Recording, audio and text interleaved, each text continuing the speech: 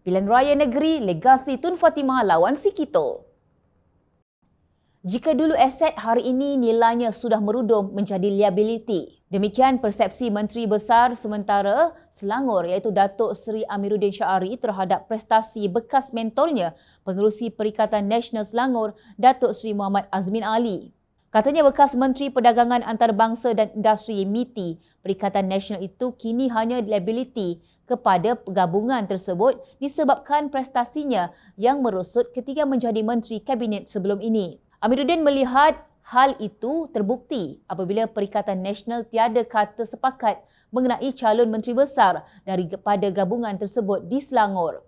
Ketidakjelasan ini menunjukkan bahawa sebahagian besar pimpinan dan anggota Perikatan Nasional menganggap Azmin sebagai liability kepada gabungan disebabkan prestasinya yang mundur sewaktu menjadi menteri dalam Kerajaan Perikatan Nasional, katanya seperti dipetik Malaysia Kini.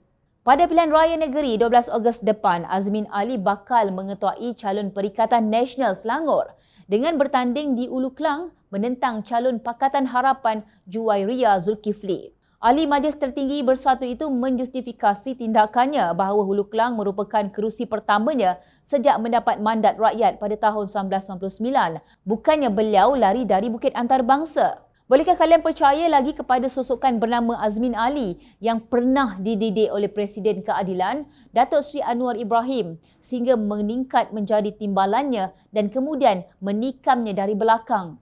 Dalam ucapan dasarnya di Kongres Nasional Keadilan ke-20 pada 7 Disember 2019, Anwar membangkitkan kisah Kitol dan Raja Mandelia yang mengkhianat Bendahara Seri Maharaja Tun Muktahir.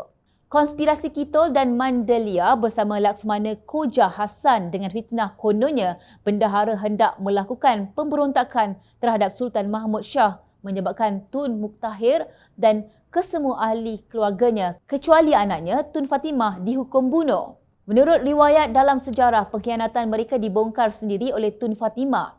Analogi yang digunakan Anwar Ibrahim berhubung pengkhianatan tragis terhadap keluarga Tun Fatimah itu membuat Azmin Ali berang.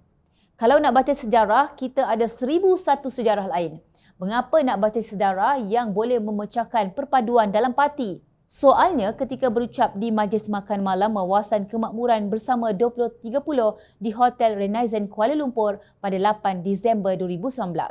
Namun sejarah juga membuktikan bahawa tabiat buruk si Kitol itu terpancar dalam diri Azmin Ali apabila beliau mengkhianati Anwar Ibrahim di saat Perdana Menteri ke-7 Tun Dr. Mahathir Mohamad sudah bersedia untuk melepaskan jawatannya seperti dalam perjanjian sebelum pilihan raya umum ke-14. Azmin Ali ketika itu mengetuai 11 ahli Parlimen Keadilan berkonspirasi dengan Presiden Bersatu Tan Sri Mahyadin Mohamad Yassin dan Presiden PAS Tan Sri Abdul Hadi Awang untuk menjatuhkan kerajaan sah Pakatan Harapan menerusi langkah Sheraton pada 23 Februari 2020.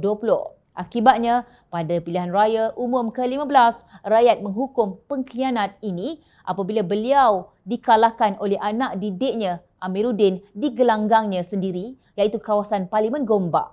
Sementara itu, 3 daripada 10 panglimanya ditumbangkan oleh wanita keadilan yang mewarisi legasi Tun Fatimah. Datuk Zuraidah Kamaruddin kalah di kerusi Parlimen Ampang walaupun telah memenanginya sejak 3 penggal lalu. Pencabarnya, Rozia Ismail menang bergaya dengan majoriti 29,681 undi. Datuk Seri Dr. Wan Azizah Wan Ismail pula menewaskan Datuk Kamaruddin Jaafar dengan majoriti 9,817 undi di Parlimen Bandar Tun Razak.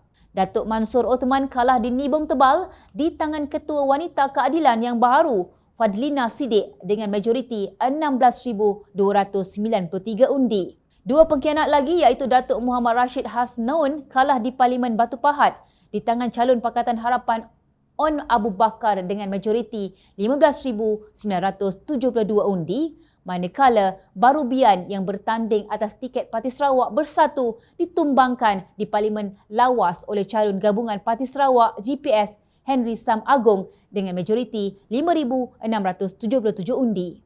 Pengkhianat kalah bukan dengan 2,300 undi. Dalam pada itu, Anwar Ibrahim tidak beralih daripada naratifnya bahawa pemimpin khianat adalah ibarat si Kitol dan Raja Mandelia. Si Kitol oleh kerana khianat Sultan Melaka hukum sula terhadap dia.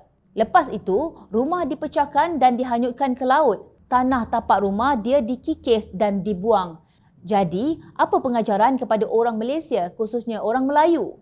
Perjuangan ini mesti ada prinsip, jangan jual diri. Jual diri kerana harta, kuasa dan rebut kedudukan.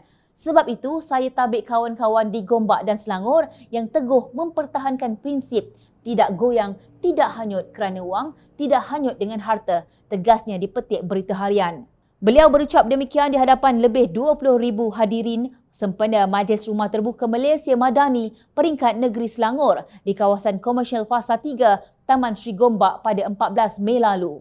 Justru, jangan ingat lari dari Bukit Antarabangsa ke Hulu Kelang satu peperangan yang mudah kerana di sana ada legasi Tun Fatimah dalam sosok perjuangan yang berprinsip Juwaria Zulkifli. Bersama dalam Pakatan Harapan dan sekutunya, Barisan Nasional ada jutaan pewaris legasi Tun Fatimah yang bersedia menolak siapa sahaja yang membawa imej seumpamanya Siki Tol dan Raja Mandaliar, walau di mana jua mereka cuba mendirikan kubur. Ingatlah rakyat sentiasa memerhati.